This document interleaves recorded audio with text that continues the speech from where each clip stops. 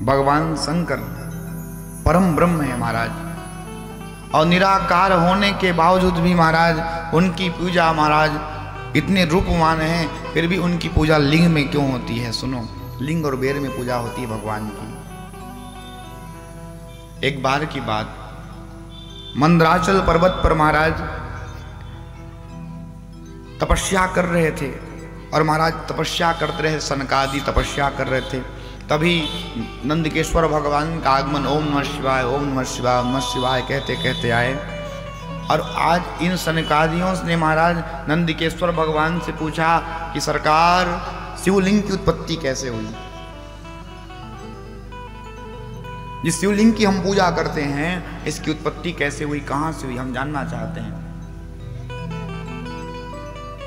सनत कुमार है महाराज, ये जितने भी महाराज सनत सनंदन सनत कुमार सनकादि कहते हैं, आदि सिंह की उत्पत्ति कैसे हुई तो नंदकेश्वर कहते हैं। सुनिएगा, एक बार की बात है, भगवान विष्णु हैं अपनी धर्मपत्नी लक्ष्मी के साथ में महाराज किस पर शयन करते हैं भगवान? शेष शैया पर। और शेष शैया पर सो रहे थे, इतने में महाराज पितामह ब्रह्मा आए, और पितामह ब्रह्मा ने आकर के पता नहीं महाराज इनको क्या हुआ, और सीधा सीधा भगवान के पास में गए, और भगवान से जाकर के ब्रह्मा ने कहा कि उत्तिष्ठी वत्स, ए बेटा उठो। ब्रह्मा किसको कहते हैं? भगवान को। पता है, मां पश्य मुझे देखो, तो नाथ यहाँ गतम, कि तुम्हारा नाथ यहाँ पर, तुम्हारा स्वामी आया हुआ है, मुझे देखो, तुम सो रहे हो। ब्रह्मा विष्णु से कहते हैं। भगवान विष्णु महाराज मुस्कुराते हुए बोले, स्वस्ति ते स्वागतम वस्त तिष्ठ पीठ मितो विषा। भगवान कहते हैं, अरे अरे स्वागत है ब्रह्मा, आओ आओ, तुम्हारा कल्याण हो, आओ आओ बैठो, मैं तुम्हारा पिता हूं। व्यक्ति अपने को छोटा नहीं मानता है। स्वार्थ लागी करें सब प्रीति, इसलिए कहा गया सुर माने देवता, नर माने मनुष्य, मुनि माने जितने संत हैं, जन सबकी यही रीति, सब स्वार्थी हैं।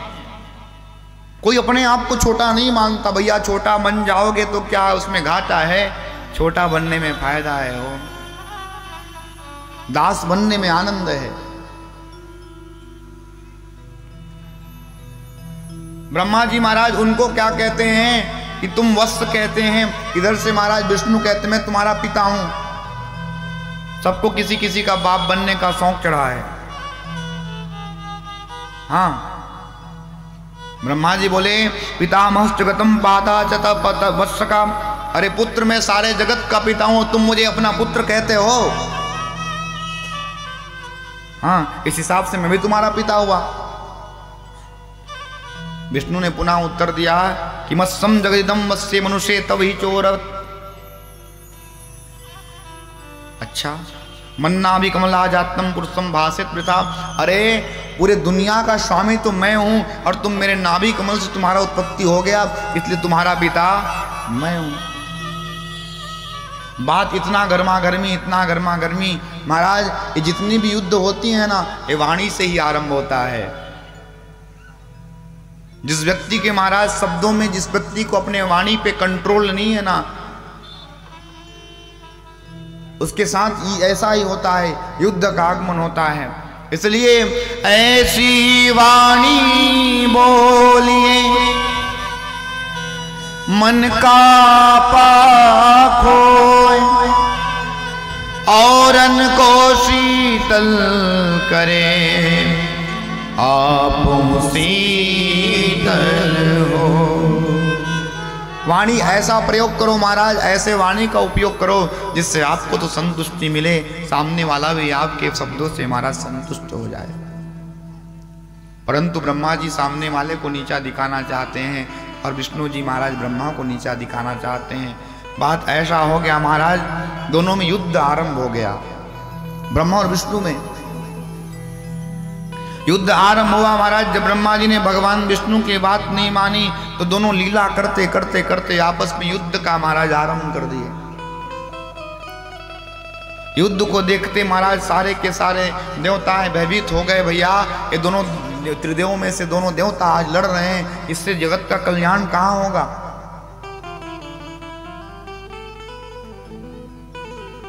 अब क्या करें, इस युद्ध को कौन रोके। जब दुनिया में महाराज संकट पड़ता है तो सारे के सारे इन तीनों देवता के पास में जाते हैं और तीनों देवता में से ये दोनों देवता लड़ रहे हैं, तब अब इसकी युद्ध की शांति कौन करे। देखते देखते देखते युद्ध ने इतना विकराल रूप धारण किया, इतना विकराल रूप धारण किया महाराज। भगवान विष्णु ने आज माहेश्वर अस्त्र का संधान कर दिया, ब्रह्मा ने पाशुपात अस्त्र का संधान कर दिया।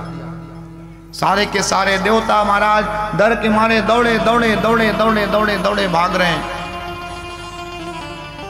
कहां जाए, कैसा किया जाए, क्या किया जाए, और दौड़े दौड़े भगवान शंकर के पास में गए। सबने प्रार्थना किया कि वंदे देव उमापति सुर गुरुम वंदे जगत कारुणम वंदे पन्नग भूषणम मृगधरम वंदे पशूनां पति वंदे सूर्य शशांक वहिनयनम वंदे मुकुंद प्रिया वंदे भक्तजनाश्रयं च वरदं वंदे शिवं शंकरम। सबने जाकर के महाराज दौड़े दौड़े भोले बाबा के दरबार में गए और सबने जाकर के महाराज प्रार्थना किया। सारे के सारे देवता महाराज दौड़े दौड़े दौड़े दौड़े भोले बाबा के पास में गए। सबने स्तुति गाया, महाराज ये ब्रह्मा विष्णु लड़ रहे हैं, महाराज बड़ा युद्ध आरंभ हो गया है, क्या करें, कैसे करें, बताओ, संहार हो जाएगा जगत का।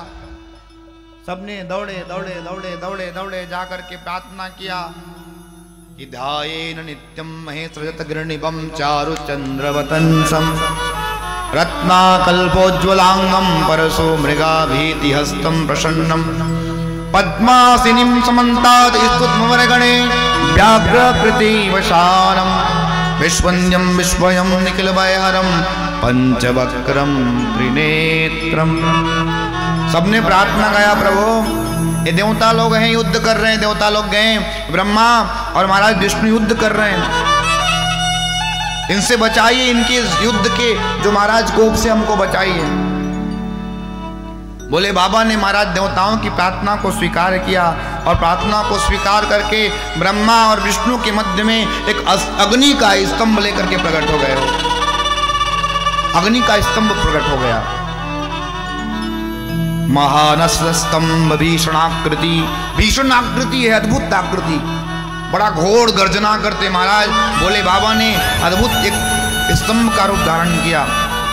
रबभूव तन्मध्य तले निष्कल। ब्रह्मा भगवान है महाराज, ब्रह्मा जी और भगवान नारायण ने दोनों महाराज आज अपना अपना जो अस्त्र का संधान किया था,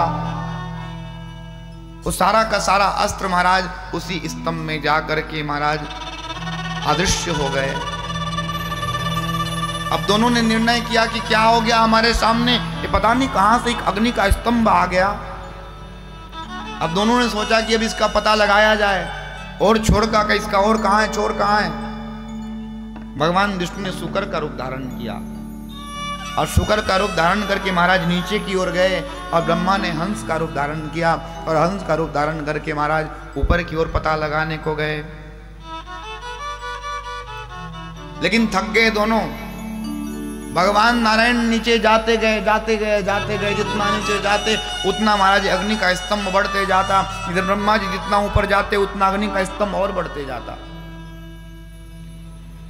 हाँ, और छोर का महाराज किसी भी प्रकार का भगवान नारायण ने नीचे तो महाराज पता न लगा पाया, इसलिए महाराज अपनी आज हार को स्वीकार किया और वापस आने लग गए।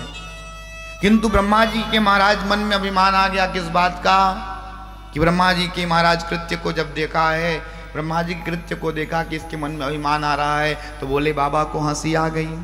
और जैसी हंसी आई तो महाराज बोले बाबा को जैसी हंसी आई ना, तो बोले बाबा के महाराज सर से एक किक्ति समझते हैं, किक्ति किसे कहते हैं, केवड़ा को, केवड़े का महाराज एक पुष्प नीचे गिरा है और केवड़ा का पुष्प नीचे गिरा महाराज, और कई वर्षों से नीचे धीरे धीरे धीरे धीरे धीरे धीरे धीरे धीरे गिरते आ रहा था, और धीरे धीरे गिर आ रहा था महाराज। तो अग्नि स्तंभ जो प्रकट हुआ था उसी अग्नि स्तंभ के मध्य भाग पर पहुंचा, और मध्य भाग पर पहुंचा जानते हैं तो ब्रह्मा जी ने उसको धारण लिया, पकड़ लिया और बोले अब इसको सबूत के तौर पर लेके जाता हूँ, यही जाकर के हमारी गवाही देगा कि हमने उस अंतिम छोर को प्राप्त किया। जबकि अभी तक कुछ छोर का पता नहीं पाए किसी ने, ब्रह्मा जी ने। वो केतकी का पुष्प को लेकर के महाराज आज उसी स्थान पर लौटे जहां से चले थे। केतकी ने महाराज आज ब्रह्मा जी के पक्ष में जाकर के गवाही भी तो दे दिया, हाँ, कि मुझे इसने लेकर के आया है सबूत के तौर पर। तब भगवान विष्णु महाराज आज बोले कि चलो भैया हम तो इसका पता नहीं लगा पाए, इसलिए ब्रह्मा जी आप श्रेष्ठ हैं, और श्रेष्ठ हैं इसलिए ब्रह्मा जी का आज भगवान नारायण ने पूजा करने के लिए तैयार हो गए। और जैसे ही तैयार हुए षोडशोपचारास्ते पूज्यामासं तं विधि। जैसे ही महाराज भगवान ने पूजा किसकी करी, ब्रह्मा की पूजा करने लगे, उसी समय भगवान ज्योतिर्मय महाराज एक लिंग के रूप में प्रकट हो गए। बोली भोलेनाथ महाराज की जय हो। और लिंग के रूप में प्रकट हो गए।